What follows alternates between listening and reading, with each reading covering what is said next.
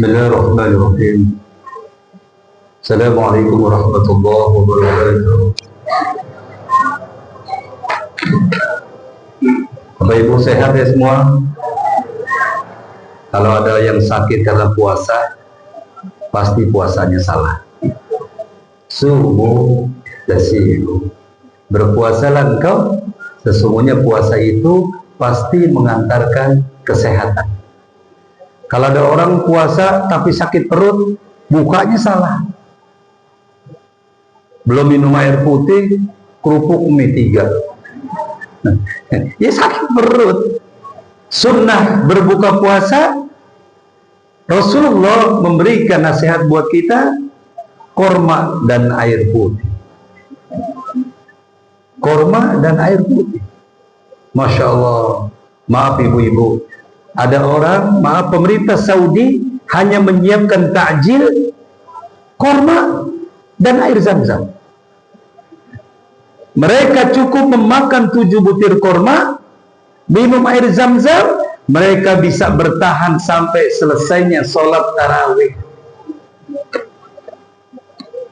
Allah izinkan saya kemarin baru pulang dari Mekah untuk melaksanakan umrah Ramadan, memberikan bukti bagi kita semua, apakah kuat orang buka berpuasa dengan air putih dan korma? Kuat sampai selesai tarawih. Kita sini tarawihnya cepat, saya potong-potong ayatnya. Maaf, di sana 1 juz, di sini maaf 1 juz, imamnya dapat gelar imam bego, imam kurang ajar, imam nggak tahu diri, banyak gelar imam. Misalnya, Masya Allah, begitu panjangnya orang khusyuk. Sholat subuh tidak pernah pakai kunut. Tapi ketika Ramadan, dari Ramadan awal sampai Ramadan akhir, kunutnya sama kita sholat isya, sholat tarawih, digabungin, ame zikir, panjangan kunutnya orang sholat. Maka bersyukurlah kita kepada Allah. Allah masih memberikan kesempatan kepada kita semua sampai di bulan Ramadan. Maka jangan sia-siakan waktu kita di bulan Ramadan, karena senantiasa Ramadan akan mengantarkan kebaikan buat kita semua. Insya salawat dan salam atas Rasulnya yang mulia Nabi Allah Muhammad SAW, yang memberikan contoh kehidupan yang luar biasa buat kita semua tentang tata cara kehidupan umat Islam.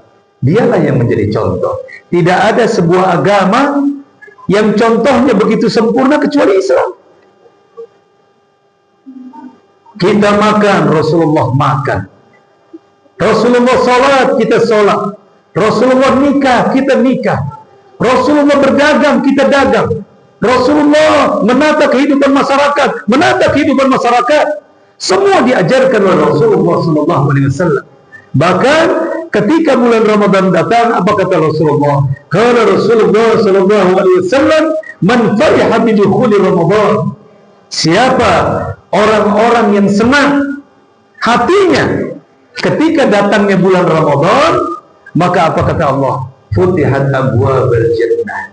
Allah janji bagi kita semua melalui Rasulnya, Allah akan bukakan pintu-pintu surga. Wa ghuliqat abwabun nar, dan Allah kunci tutup semua pintu neraka. Wa sufidatish syayatin, Allah belenggu para setan. Nabi pernah bohong nggak? Nabi sepanjang kehidupannya tidak pernah keluar dari mulutnya kata-kata bohong. Maka apa yang dikatakannya menjadi hadis, menjadi parameter kebenaran. Ketika Rasulullah berkata, orang yang senang dengan datangnya bulan Ramadan, maka pintu surga terbuka baginya, tertutup pintu neraka baginya, dan setan-setan terbelenggu baginya. Pertanyaannya ibu-ibu dan bapak-bapak, ketika orang senang dengan bulan Ramadan, ada gak orang yang gak senang datangnya bulan Ramadan? Ada? Banyak ibu. Contoh, saya paling berikan contoh. Sekarang tarawih malam ke-8, artinya 7 hari kita puasa. Banyak orang bercanda, tapi sesungguhnya dia tidak suka pada puasa. Lebaran masih lama ya? Lebaran ditanyain. Baru puasa 3 hari, Lebaran berapa hari lagi? Lebaran yang diingat. Ketika orang lebih mengingat Lebaran daripada Ramadan, sesungguhnya dia tidak suka kepada Ramadan. Apa yang disuka? Lebaran. Makan, pesta pora, duit banyak, ke rumah paman dapat uang, ke rumah tante dapat uang, ke rumah siapapun dapat uang. Masya Allah, rata-rata semua anak kecil beli dompet baru mau Lebaran. Kenapa? Karena mereka belum sifatnya anak-anak, tidak mengerti makna puasa. Tapi banyak orang-orang tua seringkali tidak mampu. Saya masih melihat banyak di jalan, orang begitu bangganya. Baru saja melewat gang habis sholat Jumat. Wow, bagaimana Ramadan?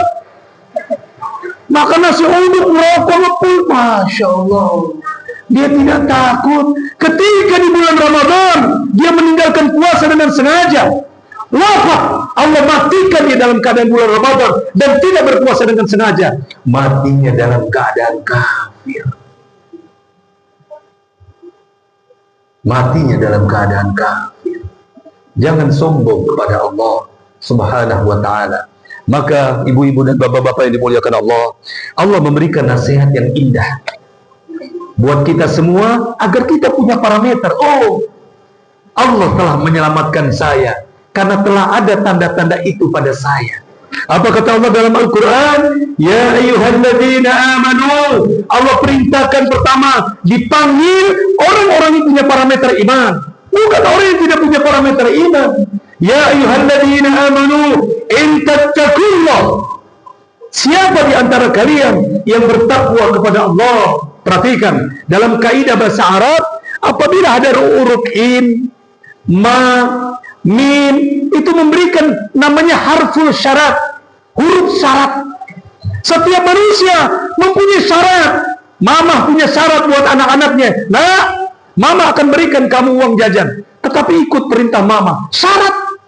Ma, kamu harus begini. Mama punya aturan, kamu harus turut perintah mama. Syarat. Suami memberikan syarat kepada istrinya, istri memberikan syarat kepada suaminya, masyarakat memberikan syarat kepada pemimpinnya. Sama, Allah juga memberikan syarat atas makhluknya. Apa kata Allah? In tattaqullah. Siapa manusia yang bertakwa kepada Allah, maka apa kata Allah? Allah akan memberikan solusi bagi mereka. Yaj'al lakum furqana. Yang pertama, Allah akan memberikan tanda-tanda furqan dalam dirinya. Dia mampu membedakan mana baik dan mana buruk. Dia mampu membedakan mana ini haram atau ini halal. Dia bisa membedakan mana muhrimnya, mana bukan muhrimnya, mana istrinya, mana bukan istrinya. Itu yang disebut furqan telah lahir ke dalam dirinya.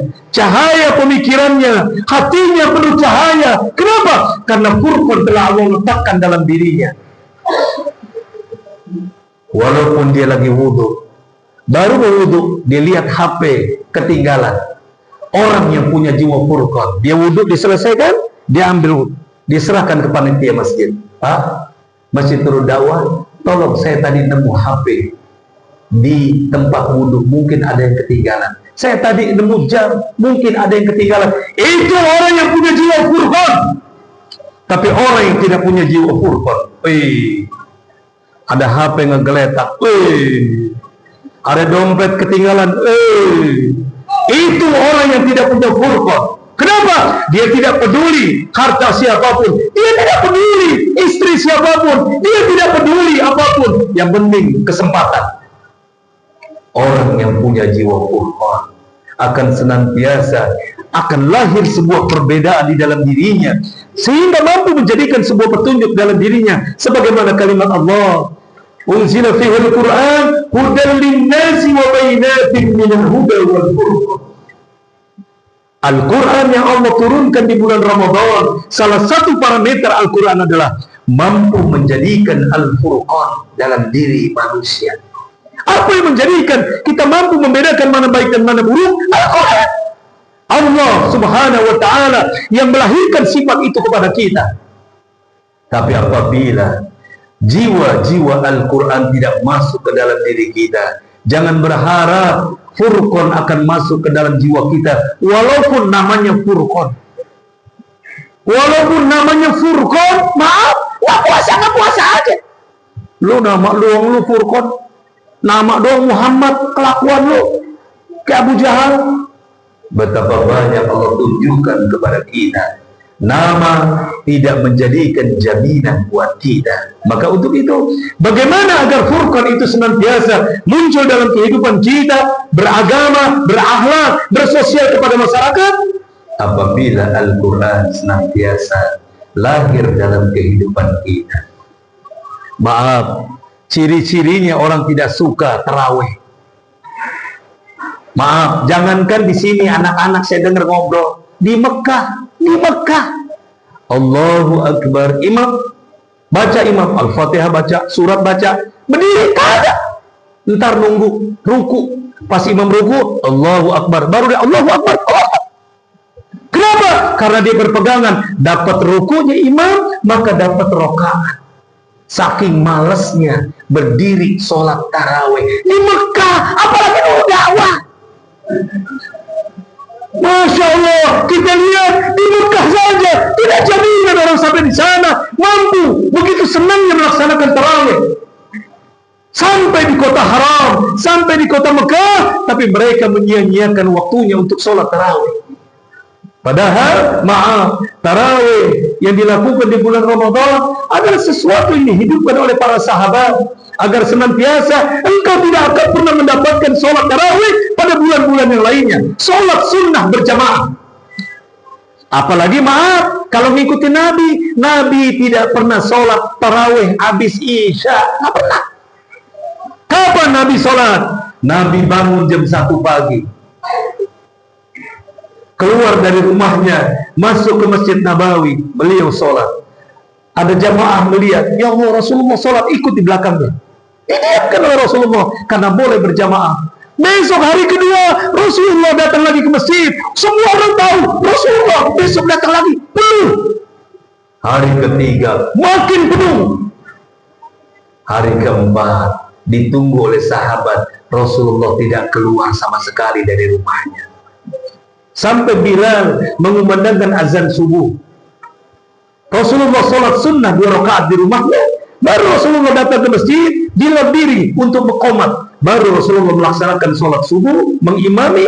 Setelah imam sholat subuh, Rasulullah berdiri. Wahai umatku, aku tidak datang pada hari keempat. Aku khawatir apa yang aku lakukan akan memberatkan umatku. Sekarang jujur tanya Bapak Ibu, jujur jawabnya ya. Sholat tarawih habis Isya berat gak? Sholat tarawih habis Isya berat gak? Berat! Kalau nggak berat kagak ompong nanti. Lihat nanti minggu terakhir, maaf, shop pada ompong. Yang penuh pasar, orang semua ke pasar, masjid kosong. Bahkan maaf, minggu kedua aja udah ompong, minggu ketiga ompong, minggu terakhir yang sholat tinggal yang ompong-ompong. Anak muda udah gak ada. Itu menandakan sholat tarawih habis Isya berat, apalagi jam 1. Itulah yang dimaksud Rasulullah. Apa yang aku khawatirkan akan memberatkan umatku. Maka sahabat menghidupkan tarawih. Maaf, sebelum Covid, Mekah, Madinah, sholat tarawihnya 23 rakaat. 2 imam, 1 imam 1 juz. Imam kedua 1 juz, ditutup dengan witir 21. 20 salat tarawih ditambah witir 21 menjadi 23. 2 juz. Maaf, orang semakin penuh, semakin mendekati Idul Fitri, masjid tidak mampu menampung. Lihat di masjid di Indonesia. Makin mendekati Idul Fitri, masjid makin kosong. Maaf, Masjidil Haram, umpamanya di sini Masjidil Haram, maaf, ujung-ujungnya bisa di Monas. Seluruh jalanan diberikan speaker, imamnya tetap satu di Masjidil Haram untuk menunjukkan kenapa orang begitu memenuhi Masjidil Haram ketika hari detik-detik terakhir bulan Ramadan. Dikarenakan mereka khawatir belum tentu bisa merasakan tahun depan bulan Ramadan. Maka Bapak Ibu yang dimuliakan Allah, ketika Allah memberikan kesempatan kepada kita bulan Ramadan, maksimalkan diri kita, senangkan diri kita, senang sholat sunnah 2 rakaat sebelum subuh, 4 rakaat sebelum zuhur, 2 rakaat sesudah zuhur, 2 rakaat sesudah maghrib, sesudah isya, senang tarawih, qiyamul lail, senangkan hidup kita, seluruh kegiatan Ramadan. Jangan Ramadan menjadi sesuatu yang sia-sia dalam kehidupan kita. Maka ketika Allah memberikan nasihat buat kita semua, satu, orang yang takwa kepada Allah, Allah memberikan wa yaj'alku furqanan.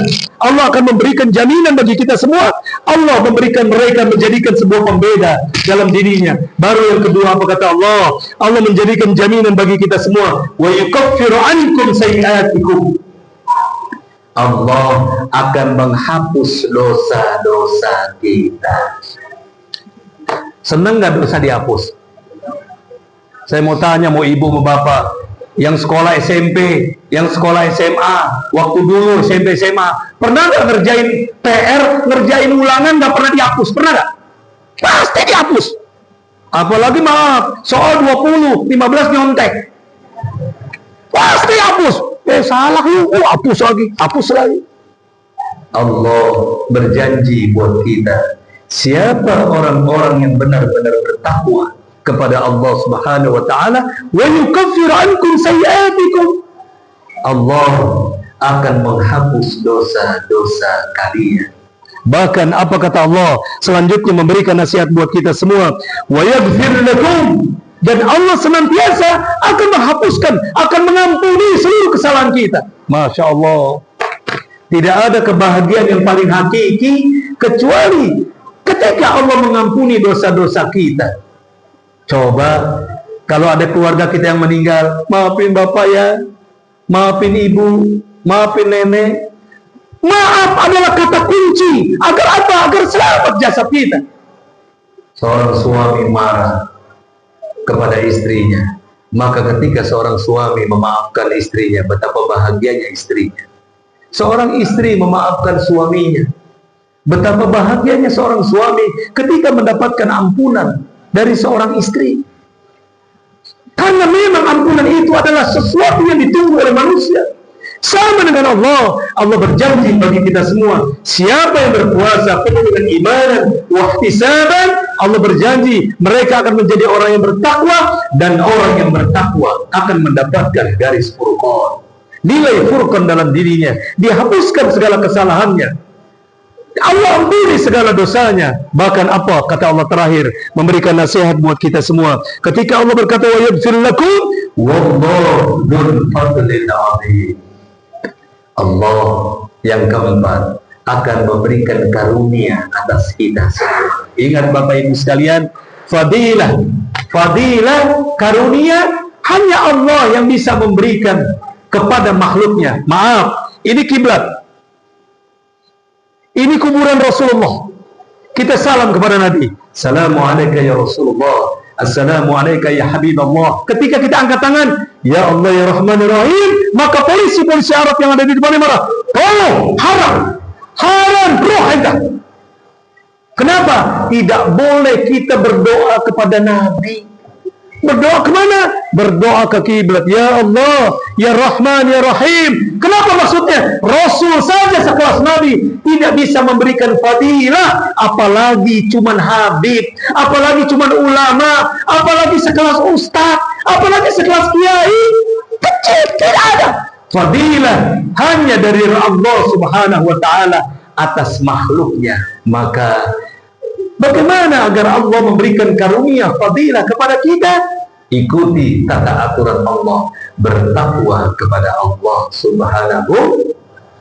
Mudah-mudahan Ramadan kali ini yang kita lakukan, mari kita ikhlas menjalankan. Bangun malam, bangun jam 2, mempersiapkan sahur, mempersiapkan makan buat suami, buat anak-anak, buat cucu, demi kesenangan mereka menjaga sahurnya. Sehingga kata Rasulullah, tasaharu fa innahu fis sahur berkah. Sahurlah kalian, sesungguhnya di balik sahur ada keberkahan, walaupun cuma seteguk air putih.